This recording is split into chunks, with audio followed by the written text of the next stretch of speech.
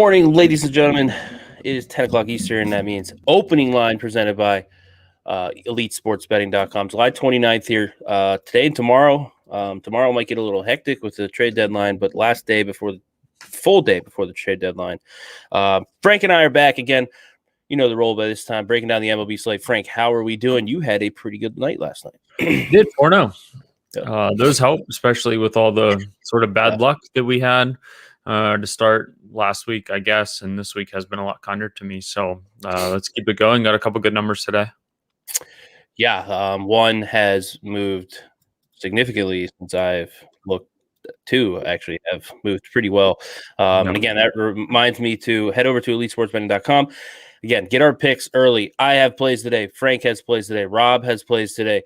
Those are all up before this show, before the lines move. Head over there, and you can get down at those prices before the lines move when we are posting them to the site. As always, on Twitch at Elite Betting. Hit the follow button there, Elite Sports Network on YouTube. And if you miss it, head on over to those two places, and you'll see the replays of today's. You can go through each game, see what you want to bet yourself. So first game on the board here, Frank, Atlanta at New York Mets, Smiley against Walker. Walker, a -127 favorite currently. Total is 8.5. Right off the bat, we got a play from Frank. What do you like in this one? Yeah, I played Braves. Pretty quietly, Drew Smiley has been putting together a little bit of a season again. You know, we talked about how bad he was to start the year.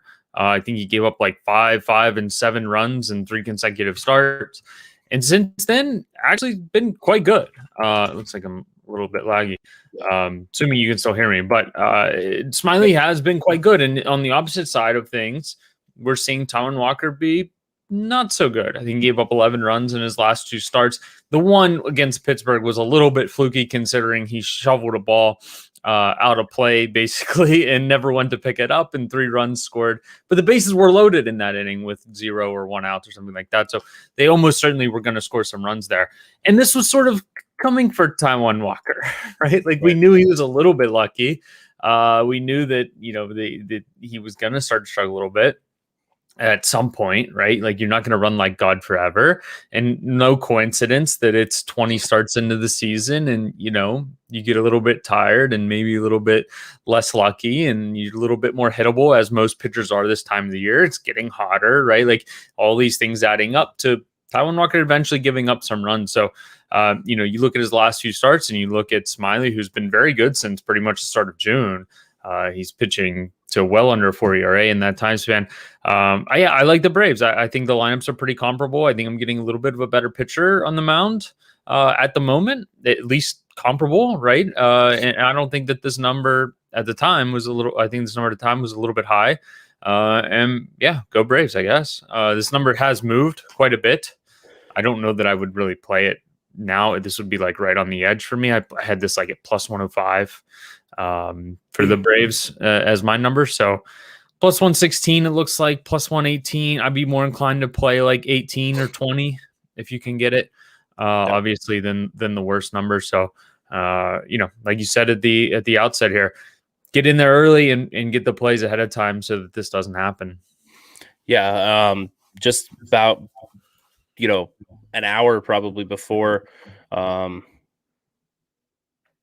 I guess I posted plays. This was +1 in near +130, and now it's up in the high teens range, like you said, Frank. It's +117. Head over to EliteSportsBetting.com. Get in there. Tywin Walker again. He's kind of been the guy, kind of like Davies yesterday. He's always kind of outperformed. But one thing to note, and I know he's had some blowups, but since June 3rd, 5.16 ERA. I haven't looked at his spin rates off the top of my head, and Drew Smiley since June 3rd, 2.4 ERA. Looking at the fifth, 3.69 for Smiley, 4.9 for Walker. So definitely something to look there. Walker trending down, Smiley trending up. That's why Frank is at +125, and that number has moved down to 117.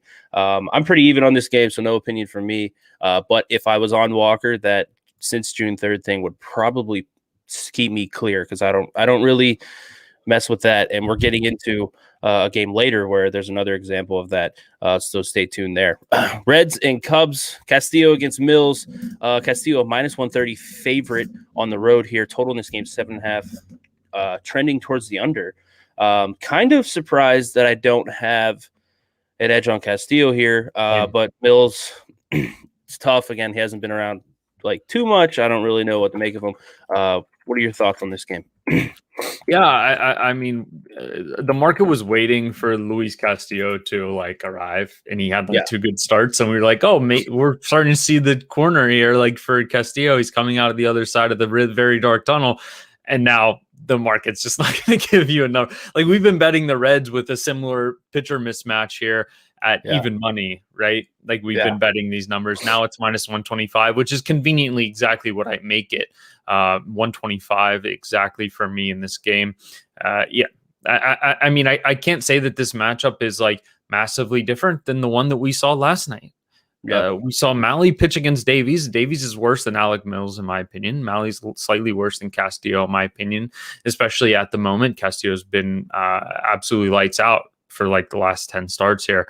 But we were getting those numbers that I played minus 108 yesterday. I would have played minus 108 here. I played, was it Miley pitched a couple of days ago?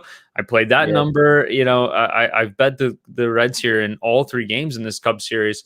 But now the numbers have gone, you know, the other direction. In my opinion, I think this number is about right.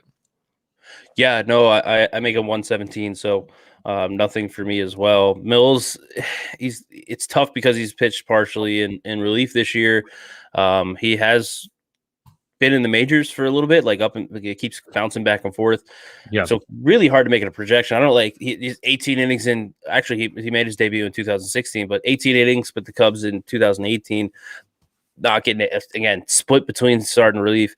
It's kind of been his MO for a while here. So I think he's a below average pitcher, but like you said, Castillo has been phenomenal. I'm like wondering if the like bad start to Castillo's season like is kind of keeping me off this year.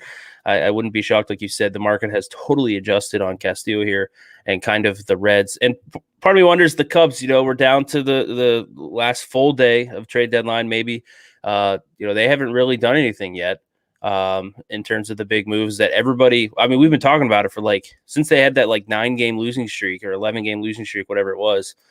We're like, all right, they're shipping off Bryant, Rizzo, Baez, Kimbrel, and we're still waiting for that. So if you are in this game betting on the Cubs, I'd probably wait. Honestly, I'd probably avoid it. Like we've seen some trades get done before the games, and even during the games. Like Adam Frazier was pulled the other night. Give them time. I think they're gonna be making some moves. Yeah. In fairness, the Pirates have been like overly aggressive here for whatever reason. They don't have Javier Baez, Chris Bryant, Anthony Rizzo, right? Like they don't have those pieces. Even Kimbrel is better than like Richard Rodriguez or whoever the Pirates are trying to trade. The Pirates have been. We usually see these trades go down on the 31st, right? Like this is usually when it happens. That hasn't played out so much in terms of the Pirates specifically. And I know Nelson Cruz went. Some of these teams made some early trades, but you know, it is sort of a rare thing. But I will mostly agree that these teams that are out of it, if you are betting on them and they have actual pieces to trade away that are worthwhile, then maybe it's best to give it like 3 days and then come back to some Cubs bets if you really want to play them. Yeah, no, interesting thing. If you don't, the 31st is not the date this year. MLB has made that into like a little Friday, like viewing party.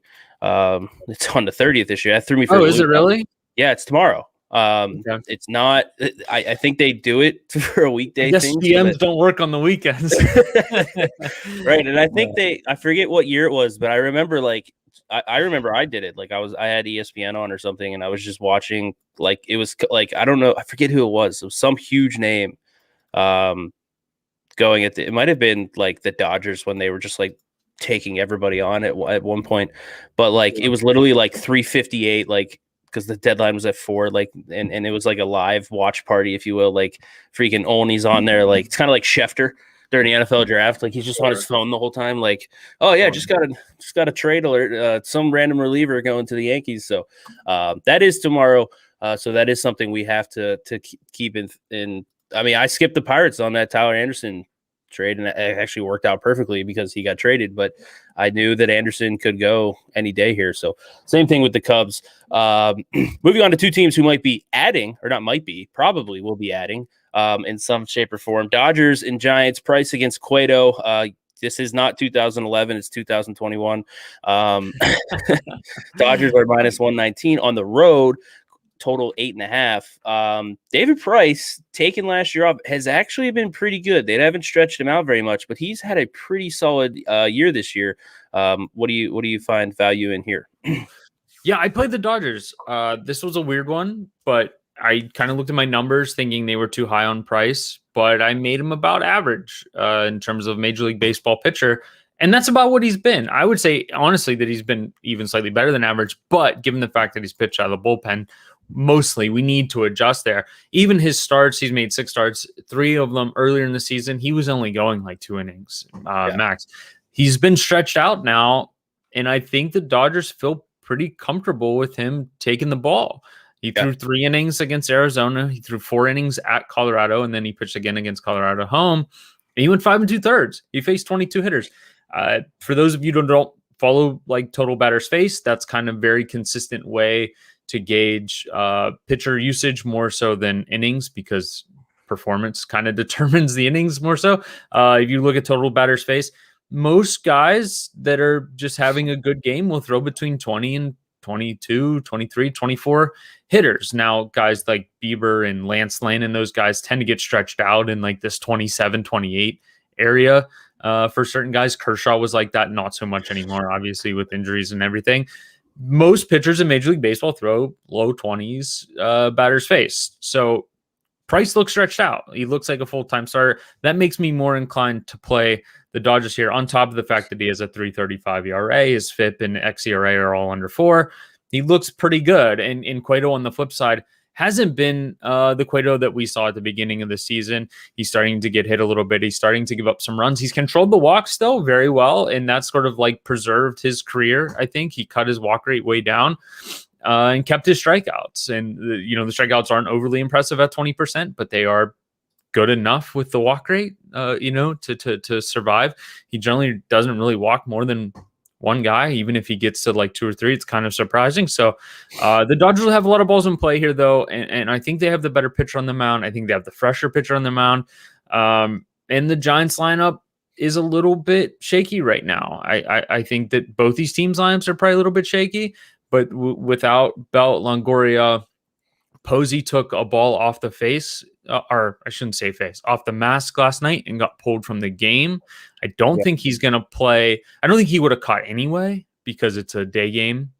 But especially so after being pulled for concussion concerns, I don't think that he's going to play. And he's obviously a huge piece. He's arguably their best all-around player given his defense. And I don't know if you've seen Buster Posey's splash line this year, but it's pretty absurd. He's hitting like 326 with like a 157 WRC plus or something like that. He's been insanely good at age 34 catcher.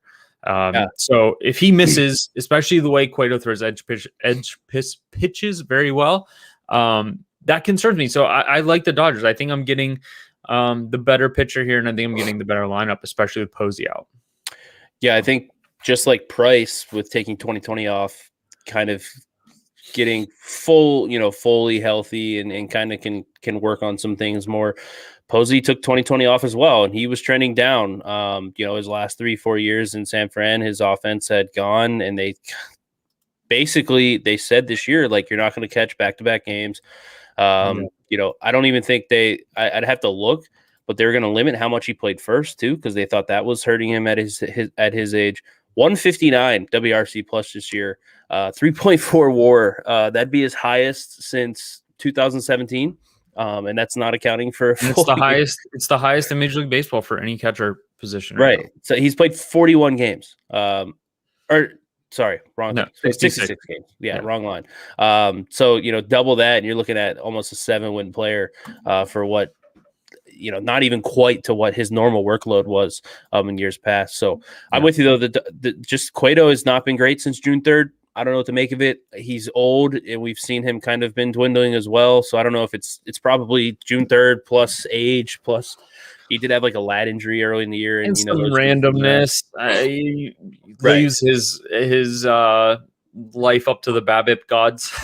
So and he's been doing it for like ever, really. That's kind of been his MO, like career 282 BABIP. And he's been always kind of a guy that's outperformed his FIP, career 3.44 ERA, 3.85 FIP. So he's been that type of pitcher, but he's almost 36. It's starting to get up there. And again, guys make tweaks in the offseason. Takes a half a season for teams to realize it. Things work out that way. So I stayed away because of Cueto's concerns, and price is still tough for me. But again, if I was on the Giants, I wouldn't want to be on that side, because if I had more plays today, in all honesty, I would have probably not played this, but I only had 2 other ones, so I would. Yeah, Price has been great. Another good thing for Price, 93.5 velocity on his fastball, highest since 2017. So I think that year off really helped him and get back to normal here. So. I do think too, like if you don't want to get involved with Price and if you're concerned about workload or anything like that, I don't mind the over here either. I mean, it'll be a nice day in San Francisco. I do think we'll see some runs off both these guys in general. And like you said, Cueto has had some blow up potential recently. Yeah. I had one note. I don't remember what it was. That's too bad. It comes back to me. I got distracted. I wanted to see my total, but I got distracted what I was going to say. That's unfortunate. What is your total on this game? I had it a little over 9. I'm right on market, so nothing. But like again, I think I might be slightly high on Cueto just because of what's happened since June 3rd and that type of thing. So one of those games again, if I was on had an edge towards the under, I'd be ignoring it because Cueto something has changed in the last month and a half here. So sure. Price looks good. Moving on, Milwaukee and Pittsburgh. Freddie Peralta going against Chad. Cool. Peralta -186 favorite. The Pirates look absolutely dreadful since these trades have gone through. Total in this game is 8. I guess I think it has to weigh on the clubhouse a little bit, right? At any moment, guys could get traded. We don't know if Stallings is going to go. I don't really know who's left to go. I guess Rich Rod hasn't gone yet. So, it's Rich Rod and maybe Stallings and Gamble. That's probably it. I don't know. I don't think anybody takes a flyer on Polanco, but maybe, I don't know. So I guess, I don't know. Maybe there's some uneasiness in the Pirates here. So what are your thoughts on this game? And I guess your thoughts on, teams like the Pirates who are ready to be poached morale-wise. Yeah. I mean, we played the same sort of situation, right? College baseball players at medium, well, you're much higher level than I was, but medium level college baseball in Western Pennsylvania.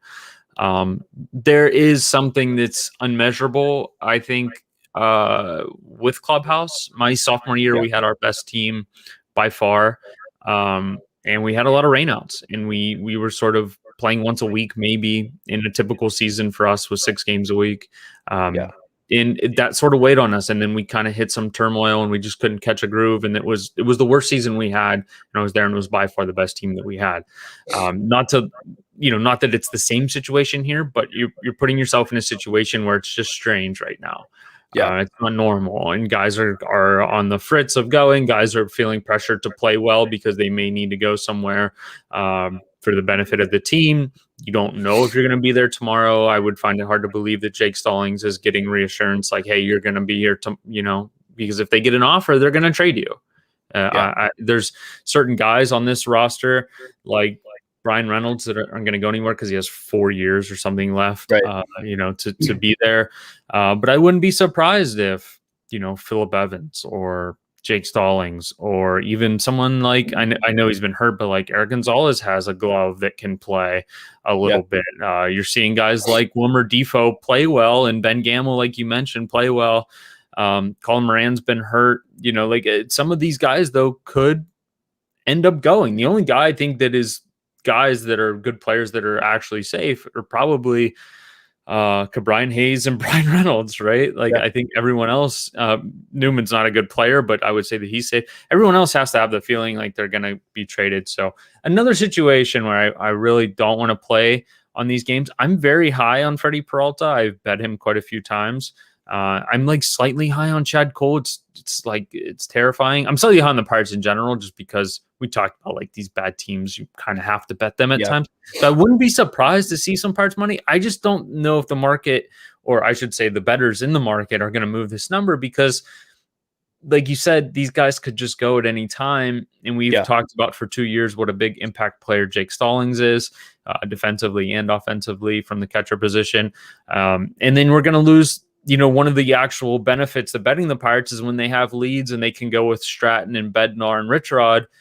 It's a pretty good mix in the back end of the bullpen when they have leads, less so when they don't have leads. So if one of or multiple of these guys go, I think it's safe to assume that Stratton is going to go. I think it's safe to assume that Richrod is going to go. I think we're looking at a coin flip chance that Stallings goes at some point. And then you start looking at Gamble and Defoe and those sort of guys almost certainly going to go for a box of baseballs. Polanco, probably a coin flips chance to go for a box of baseballs or something like that. Those are all pieces that are better than the guys that are coming in behind them, even though they aren't that good outside of like Stallings and Richrod maybe. I think you're probably avoiding Pirates games for a while. And this is where we talked about is like they're definitely better than their win total this year, but it was an almost certainty that they were going to trade the whole team and lose every game for the rest of the season, which I'm totally on board with, but it makes them almost unbettable at this point. Yeah, another thing that I think is fascinating that you have to look at is like, say, some talks are going on, and this goes for any team that's trading at the deadline here, like Richrod, for instance, right? Like they might not pitch him tonight because they're like deep into into talks with someone. Like, hey, who cares if we win a game on July 29th when we're, at the bottom of the division, going to get a top 5 pick? Like, let's save him, because if he has an injury tonight, like it totally crushes, kind of the future, because he's not going to be there. And for those people that are saying like, oh, well, not that this worked out entirely, but for the people that think like, oh, they won't get anything for Richrod anyway. 6 weeks of Mark Melancon brought back Felipe Rivera, who was the best closer in baseball for a 3.5 year span before he raped a girl, or I shouldn't say a little girl, a despicable human being, but he was the best closer in baseball for 3 years. Right. So for those that think that like, oh, they won't get anything for Richrod, I don't think they'll get a guy that throws 100 from the left side with nasty stuff that they can like fix in a week. But I do think that you could get a piece that is worthwhile. I mean, they got Brian Reynolds for 6 months or 6 weeks of Andrew McCutchen too, and Kyle Crick came with him. I was just saying, Kyle Crick. That's who I was going to bring up. Like, for 6 weeks of McCutchen, who everybody kind of wrote off McCutchen at that point of his career. Like McCutchen's still good. Like I don't know, still good player. Like he's still killing it. Defense is an issue, but like his bat is still like well above average. But yeah, these rentals teams will pay. I think we're getting smarter as a league to not overpay as much. Again, teams get desperate and there's pressure. Bidding wars happen. We don't see the bids, right? So like bidding wars also happen where they're like, hey, I know you want Richrod if you're the Giants, say, but the Dodgers have had bullpen issues and they want him too. So I mean, look at how much Gallo just got. He got a ton of. They got so many prospects. But I think if this game was like, I don't know, August 3rd. And you had these like projected lineups and bullpens, I think we would see the Brewers come down to like the minus 170 range or something. Like I do think plus Chad 150, something like that. Like somewhere in that range. But again, like you said, I think it's a good point. Nobody wants to bet on the Pirates today because they don't know who's going to be in the lineup. So and low key, Chad Cole has been like pretty. I was going to say Chad Cole, not to spend too much time in this game because we're not betting it, but Chad Cole, since he went on the IL. He came back May 31st. Since then, 3.72 ERA. His FIP is a little bit higher, and we've always said this: if Chad Cole could just kind of figure out the walks, he was gonna be pretty good. So we think the value probably on Pittsburgh here, but again, unbettable because you could have like 4 guys traded before the game, another 2 during the game. So staying away for that. Colorado and San Diego. Again, 2 teams. Colorado could trade some pieces. Trevor Story's name has been in the news of being possibly traded. Padres have already added. See if they add any more. Freeland against Musgrove. Musgrove a minus 264 favorite. Total in this game is 8. Same thing. I think this. I actually have this game like minus 250, so this is pretty on market for me. But like, if I had an edge on Colorado, I couldn't do it because same exact thing with the Pirates. I don't know who's going to play for them tonight. Yeah, 230 for me, so not even 1% edge on Colorado here. So I think we just move on. Yeah, I don't. I'm good. Yeah, no reason to talk about it. Sure. This game, interesting. I talked earlier about possible spin rates. Yankees and Rays, probably the face of the spin rate thing because Trevor Bauer has his own problems and he might never play baseball again. I don't know.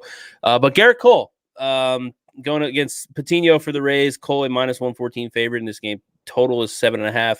Cole has been very either absolutely lights out or just not quality at all. Like, it's kind of been a weird stretch, and I guess that kind of makes sense. We talked about it. You kind of have to reinvent yourself in a way. Like, Garrett Cole obviously still has immense talent, but all right, you got to kind of learn how to pitch again in a way, kind of redo it here. But you see value on this game. What side are you taking? Are you backing the new Cole, or are you backing? Yeah, I mean, I did back the Rays at 120. That number's 105 now. You can't play it. This is, so I won't harken on it too long, other than just tell you got to go into the bet package and get the number early, because this is going to happen, especially after nights where you go 4-0. This is unfortunately just kind of what happens sometimes. You start putting things out there and things start moving around. I made this game 106 for, Tampa Bay plus 106. That is a big reliance on Patino being projected correctly. I think, though, and I bounced around playing this. Garrett Cole has been electric. He's sort of figured it back out. Whether he's cheating again or not, I'm not going to speculate. Don't really care. I just take his numbers as a whole, and I can make a projection for him. Patino's another story, right? He has 43 innings pitched in Major League Baseball. Only 6 starts of those 43 innings have come, and 5 of those starts have come this year. That being said, he's been very good this season. So you look at the projected ERA around a 4.36. I could get behind that. His actual ERA right now, 5.26. That's been pretty unlucky due to the last couple starts have been pretty unlucky for him. He's given up a couple homers that have hurt him. 3.65 expected ERA, 4.17 FIP. Maybe somewhere in between there. He's a decently high strikeout guy who's controlled the zone well, who admittedly didn't do that in his little stint last year with the Padres. The Rays picked him up as a high K guy. 25% K, 7% walks, has been very good. He's been hit hard when he's gotten the ball up in the zone, but again, a little bit of a small sample to be able to tell that. Again, I bounced around with this. Nelson Cruz is questionable. I guess he got hit on the foot and he may not play, but I don't mind it so much if Cruz is out, because they're going to probably throw another lefty in there, and this is probably going to be 7 lefties against Garrett Cole today, with Wander Franco being a switch hitter. Garrett Cole is still very good against lefties, but he is, pretty measurably worse. So he's facing 7 of them. I don't know what to say for an expected ERA of Cole today, but I would guess that it's probably over 3. We talked about the Rays issue hitting lefties. They hit righties very well. So I think the Rays had some value. I don't think they have any value left, but that's sort of the justification of the play for those that are watching that maybe bet them and want to know why the hell they bet them this morning at 7 a.m. Yeah, Joey Gallo probably going to be in the lineup today for the Yankees as well, but I think you do bring up a good point. They sat Cruz yesterday versus a lefty, right? It was lefty yesterday. Makes me think that it's actually he's got a pretty sore foot or something, and why, if it's so hard. Obviously, you can't do anything without your feet hurting, but hitting too, I feel like people don't realize it, but if I don't know what foot it is, but regardless, if you're stepping onto or if you're pushing off your back leg, you don't have it. Garrett Cole is probably the last guy you kind of want to face there. Sure. But like you said, you're losing a righty for probably a lefty in there, so you are going to get a platoon advantage here. I think this number's starting to get too low. I don't know. Cole, I'm surprised. I'm surprised it got all the way down here. Yeah, with Cruz questionable and Gallo getting in the lineup. I agree with you. Yeah. Yeah, and Cole, again, his problem has been the home run. He's not getting hit that much harder. He's not getting he's getting a good amount of strikeouts. Strikeouts have dipped a little bit since the sticky memo, but it's really just been the home run. His home run fly ball rate has just skyrocketed since June 3rd. And like, I'm not going to sit here and say that, that has nothing to do with the sticky stuff and he's unlucky, but I'd say he's still unlucky. 18% home run to fly ball rate since June 3rd. You go back to his like Pirates days before the sticky stuff was a thing, and he never had that. So I do think there's a little bit regression. I don't think he's going to be like a 2 ERA pitcher anymore, but like, I don't know, like around a 3 ERA pitcher, like, or maybe slightly better. So I don't know. I think this is a little bit, definitely with Cruz being out. I know it's not as big of a loss because they're going to put in a lefty, but Patino is still a big unknown. He's getting a lot of money against one of the premier pitchers in baseball. So we'll see where that ends up. But White Sox at Royals, next game on the board. Rodon against Hernandez. Rodon minus 180 on the road. Total in this game is 9.5. Rodon has been fantastic. He somehow just started, like, he couldn't be healthy his entire season or his entire career. He was a big time prospect for the White Sox. And then this year he was just like, yeah, I'm just going to start throwing 96 and see if my arm holds up. And it has. So it's kind of worked out for him. What do you think about this game? Inconveniently, he's only 28 because he just got to the league so early with them. So, hard. This is another tough one. We talked about the game yesterday, and we kind of proved why the Royals had some value because they won last night in extras. I think, was it Salvador Perez hit a game-tying home run or something in the 9th, and they won it in the 10th. I think the White Sox scored 2 runs against Chris Bubich. I don't think that's it is a surprising thing, but I don't think it's crazy surprising. We talked about the lineup being pretty top heavy. Well, and I think we need to throw in there as well. Like, Andrew Vaughn was slated to hit second for them, and instead Tony La Russa, because he's terrible, decided to hit. I think it was Goodwin last night to hit second, and Vaughn went back to like 6th. So on top of them not having like a full lineup of bats, they also have a manager that has no idea where to, like, how to hit his best hitter. Lefties, second against lefties. Yeah. Right. So yeah, I could make the same argument today why the Royals probably have some value at home, plus 165. There's maybe some trade implications here with the Royals that you could run into. I don't know that like any big pieces are going to go.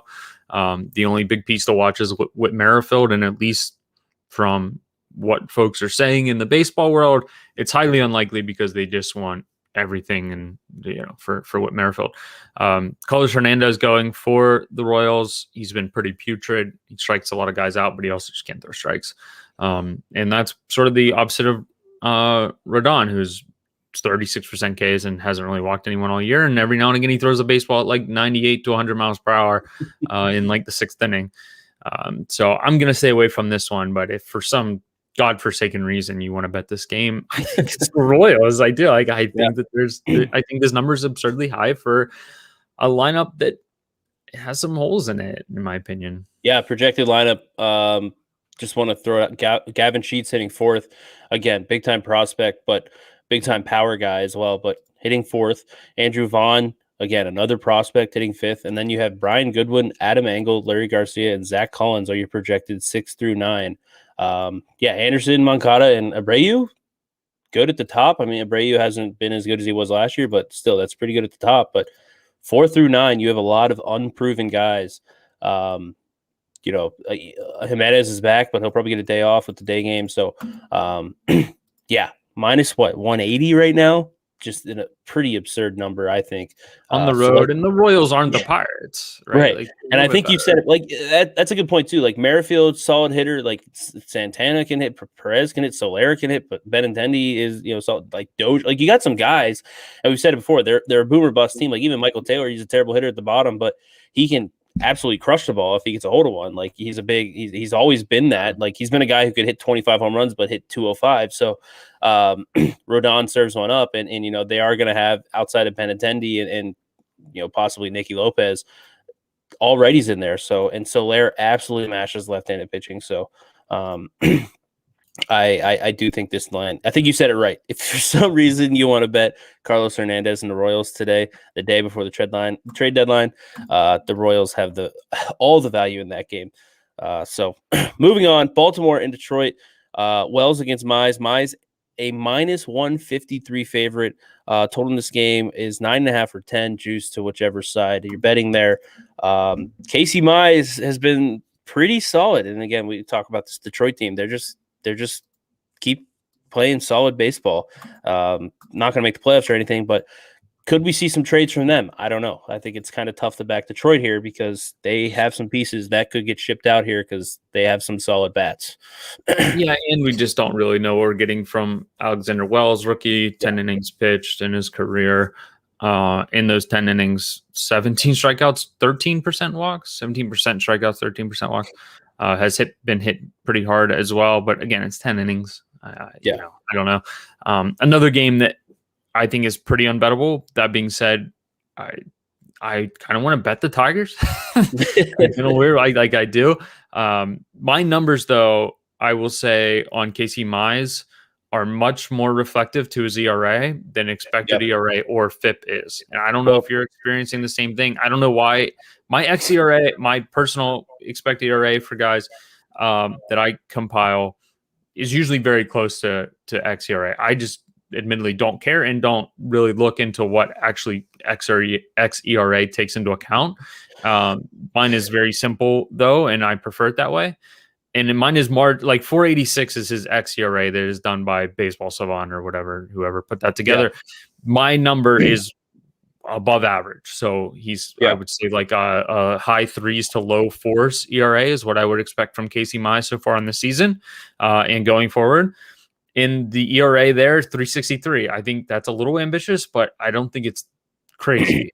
So I do have a little bit of edge on Detroit, but again, for a lot of the reasons that you mentioned, I just don't really have a reason to play this game. I'm pretty confident that Casey Mize is going to be a BABIP warrior in his career.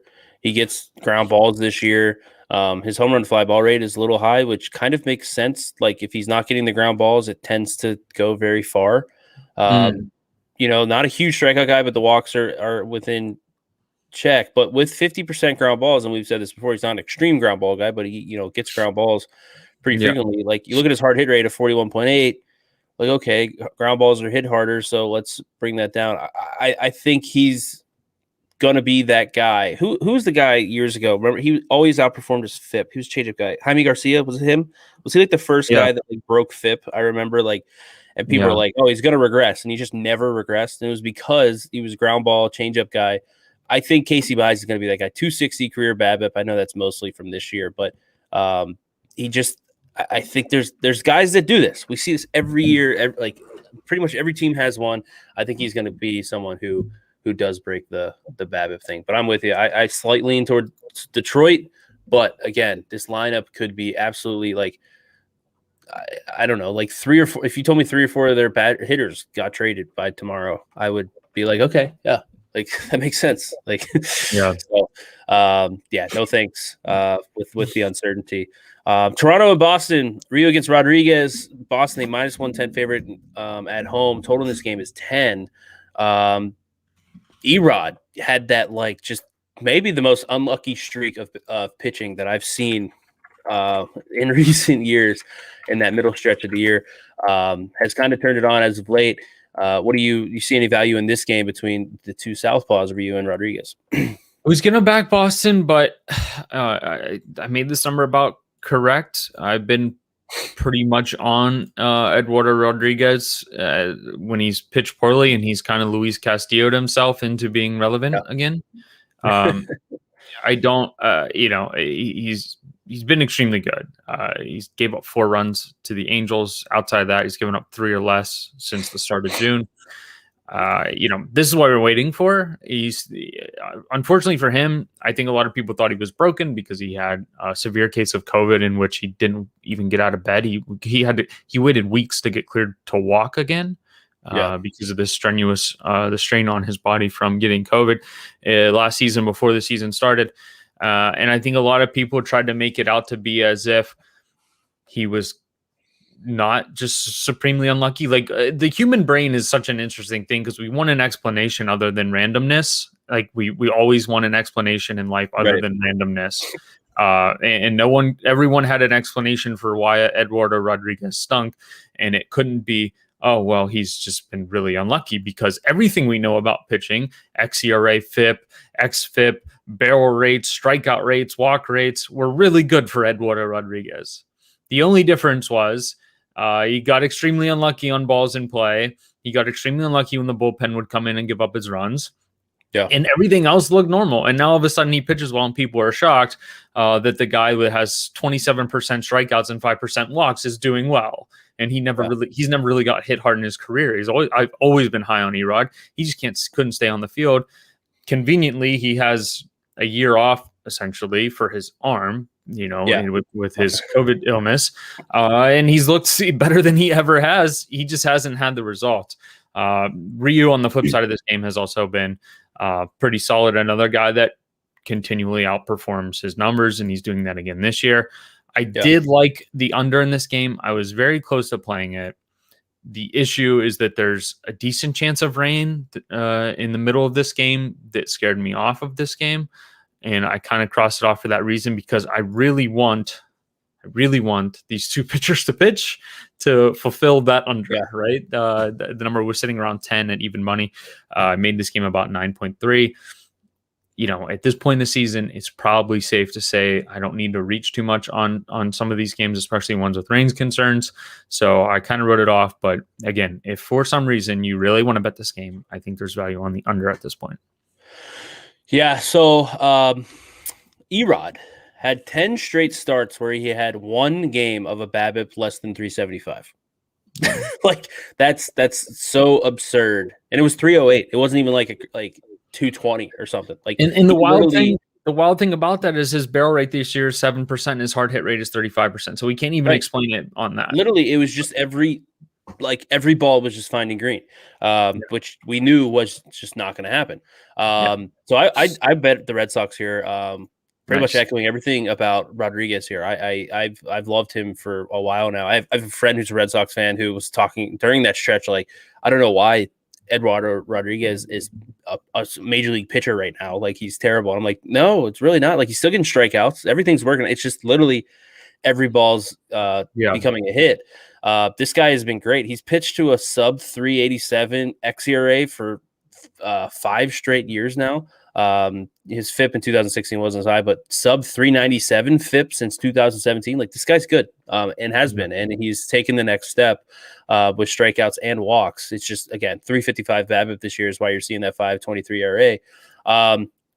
But Ryu, I guess here's my thought process on it. When I kind of look at this, Ryu and Erod kind of similar, lineup similar, bullpens probably lean Boston a little bit. Boston at home.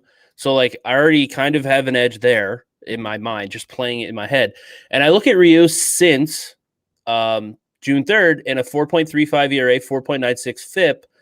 I don't know. I don't want to. There's no accusations here, but there's been some good starts in there. He's kind of like Cole. There's some good starts because he's a good pitcher, but there's also some starts where he's just not as efficient. He's giving up runs more consistently. So I went ahead and Boston minus 110. I think that number's still there. Like, go ahead, bet it. I would bet this up to I would probably go to 120.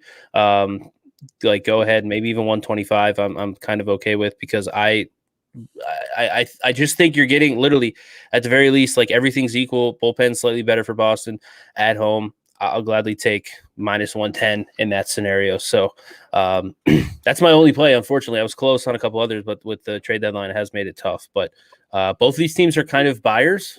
Red Sox are buyers. Yeah. You're not really worried about that. I get the Blue Jays they're kind of in a tough spot. Like, not really buyers, but not really like sellers at all either. They're kind of staying, maybe a sideways move a little bit, because they're only 4.5 back in the wild card. Who knows? So, but yeah, I'm full board on the Red Sox. I think you'll be good. Lineup wise, no worries there for me. So yeah, I think that all metrics there, like, these teams are very equal. I know that the Red Sox have a really good record, but a lot of that is because their bullpen has been really good. I think it's going to be really good. So I agree with you. I think you're getting a similar, if not better, pitcher right now. You're getting a similar, if not better. Maybe not. You're getting a more consistent lineup. Like the Blue Jays can score 10 or they put up 0. Like, they're very boomer bust, like you said, when the home runs are going out. and you're getting a better bullpen, and definitely getting a better bullpen. So I kind of subscribe to your lineup thing. I did have a lean on Boston. I just not quite enough to play for me. Yep. Boston has like seventh best bullpen so far this year. Toronto's sitting about league average. So, like I said, slightly better there for the Red Sox. Best bets. Let's. What do you got? I know you only got one left. Yeah, I only got one left. So Dodgers minus 120 hanging out right now. Yeah. The Giants continue to get steam. The market seems to overvalue them at the moment, in my opinion. Again, just my opinion. I'm not a billionaire from betting sports, but just per my numbers, I think the market is getting a little bit aggressive towards San Francisco in some spots that they maybe shouldn't. Yeah, and I think there's like and like kind of in part to that because like Betts has been out, like and they lost Bauer, like, and the Dodgers aren't winning that division, even though like San Diego's been great and San Francisco's been incredible. Like they're still 62-41. It's not like they're like bad. Like I feel like there's like a little bit of like like a dark cloud over them because they're not like 75-25 or something like that. This is like as bad as I think it could have gone for them. Right. Yeah. I do. I am tending to see that I think San Francisco's starting to get a little over, and maybe the Dodgers starting to get a little, maybe not undervalued, but like usually they're overvalued. So they're the beginning of the year you had no right playing this game. I mean, right. With these, if we fast forward back to what we thought at the beginning of the year, this, and I'm not saying it's correct, but this number would have been 180 or something. Right? Yeah. No, I'm with you. I think we're going too far. Yep. Only one play for me today, so Red Sox, my best bet. And I honestly, even with my other leans, this would be the best bet because I think this is short. If this keeps going down, I'll probably add more because I really do like this value. I'm going to fade the steam because I still think like people don't believe Boston's going to be good. And like Erod, 5.23 ERA, how can he be favored over Ryu and Toronto? They're going to win the division. They have a really good division. 2.5 game lead on Tampa, 8.5 on the Yankees. So it's really up to them and the Rays, despite any big downfall there. But final note, Braves. Frank did bet the Braves at plus 125. Just to put it out there, the Mets are like minus 125 right now, so that number has gone down. And he's also bet the Rays today at plus 120. And the Yankees are under. They're minus 118 right now. So head over to leadsportsbetting.com early. Frank's plays are up in the bet pack pretty early. You get down on those numbers, and you're going to get that movement so that when you're tuning into opening line, you're not left in the dust there with no line value. Jeffrey Sweeney was on Frank in the bet pack yesterday. Speaking of that, what'd you go 4-0 yesterday? And the Phillies went from minus 200 to minus 230 because of the COVID stuff, and then they canceled, which is understandable, but I feel like that's happened a few times. I was on there too, and I was like, I saw that number climbing. I'm like, let's go, baby. I'm like, this number was super short, even though it was a big price, and then COVID got them. So I think we both said that number was going to be like 250 or 240 or something. Right. Yeah. Oakland and LA off the board right now. Washington, Philly doubleheaders off the board as well. Yeah, Scherzer's supposed to go for Washington today, which I think that's probably why we're seeing off the board because he's been in some pretty heavy talks. That game starts at 12 and it's still off the board. Just that, literally, I don't know if they might not post. Literally, might not post a line for that game because he might not go. I don't know. And they have COVID issues. So. That too, yeah. So you have issues on both sides of that. Philly, who knows who's going to be in the lineup for Philly there? Have we confirmed any lineups in that game? Philly's lineup is confirmed. So Segura, Miller, Harper, McCutchen, Realmuto, Gregorius, and maybe Bundy coming back for the Angels today now. Yeah. The Phillies lineup actually looks pretty intact. Sorry, Washington has COVID issues. Why was I thinking Philly had COVID issues? It was mostly staff, but of course they're not gonna just play the game. So eight staff, 4 players apparently. Gotten it. So we'll see. Phillies have put out a pretty good lineup with Zach Wheeler on the mound. Scherzer's slated to go. We'll see how that goes for if they play at all. I mean, I mean, it's an hour away. That game's at 12:05 Eastern. So, any final notes on the slate from you, Frank? No, I'm watching this Oakland Angels game. I'm trying to see what's happening. Cobb was potential starter. Now it looks like Bundy might go for them. Yeah. I've been pretty fade heavy on Montas and just kind of on Oakland in general recently. So I do think that maybe you could see some value with the Angels. Bundy's an interesting case. He took a little break and had big spin drop-offs, and that's kind of sad because I love Dylan Bundy, but stuff has not looked very good since June. Struggling before that memo came out too. Like I think he was unlucky, and then it snowballed after that. Yeah. Right. It was unlucky, and like he just then like he'd have some really bad starts too, and then the memo came out on June 3rd, and it's just all he's so dependent on spin rate. Yeah. So. Right. Yep. Yeah, Oakland kind of been stumbling a little bit. Still 11 games over 500, holding on to that wild card spot. But added Marte, we'll see. Yeah, Montez has been interesting. We'll see who starts for the Angels tonight. But that's it for us on Elite Betting at Twitch. Hit the follow button, Elite Sports Network on YouTube. If you missed it, you can go there, rewatch our shows, see all the we broke down every game today. Head over there, head over to elitesportsbetting.com, get the rest of the crew's bet pack for today. And for Frank, I am Austin. We'll be back tomorrow breaking down the slate, same time, same place. We will see you tomorrow.